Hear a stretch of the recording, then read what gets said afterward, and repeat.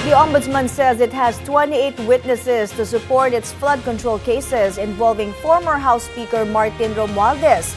And now Romualdez's camp says it has 25 more former drivers and security aides who is ready to counter those claims. Kumuha tayo ng detalye mula kay Isaiah Mirafuentes live mula sa Batasang Pambansa. Isaiah, go ahead. May matatandaan natin, during the State of the Nation address of President Marcos Jr., sinabi niya na hahayaan niyang makasuhan ang kanyang pinsang buo na si former House Speaker Martin Romualdez. At kanina nga, sa makalipas ang mahabang panahon, may muling humarap sa media ang kampo ni Romualdez at nanindigan silang hindi nagkasala ang dating House Speaker. Expected this afternoon, maghahain ang kampo ni former House Speaker Martin Romualdez ng supplemental counter affidavit sa Office of the Ombudsman. Nakapaloob dito ang sworn statement ng 25 other former drivers at security aides ni former Representative Zaldico. Isasama rin nila sa isusumite ang dokumento ng mga napabalitang nag-recant na dating sundalo na si Orly Guteza. Laman din ito ang kanilang affidavit, ang pagkontra sa mga naunang bintang ng 18 Maleta Boys laban sa dating House Speaker.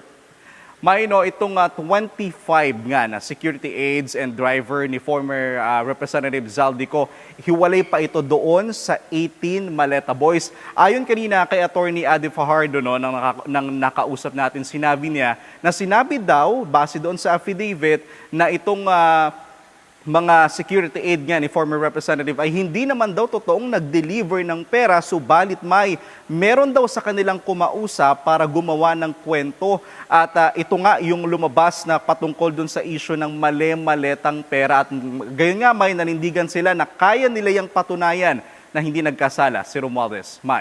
Isaiah, so paano daw napatunayan nitong 25 drivers at aides na walang kasalanan itong si former Speaker Romualdez?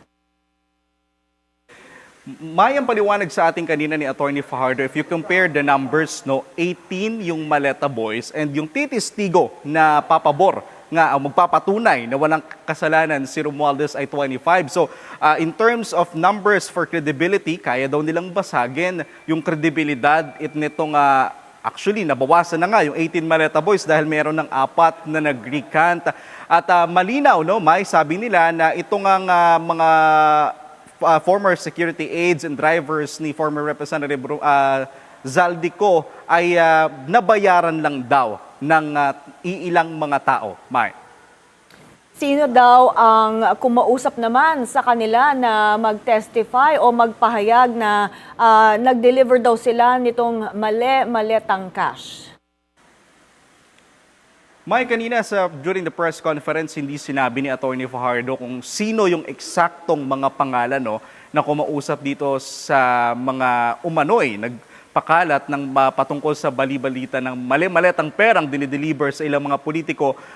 Pero matatandaan nga natin, nabanggitin sa report kanina, na according to Orly Guteza, ang kumausap sa kanya mismo ay si Senator Mark Culeta, it's si former Representative Mike Defensor. Maliban dyan, ipinaliwanag din sa amin kanina ni Attorney Fajardo kung paano nila nakuha itong mga affidavit na mula mismo dito sa 25 drivers and aid. Ito raw ay kusang loob na nagsumite ng mga affidavit sa NBI and even sa DOJ at kabilang daw sila sa mga napagbigyan nito.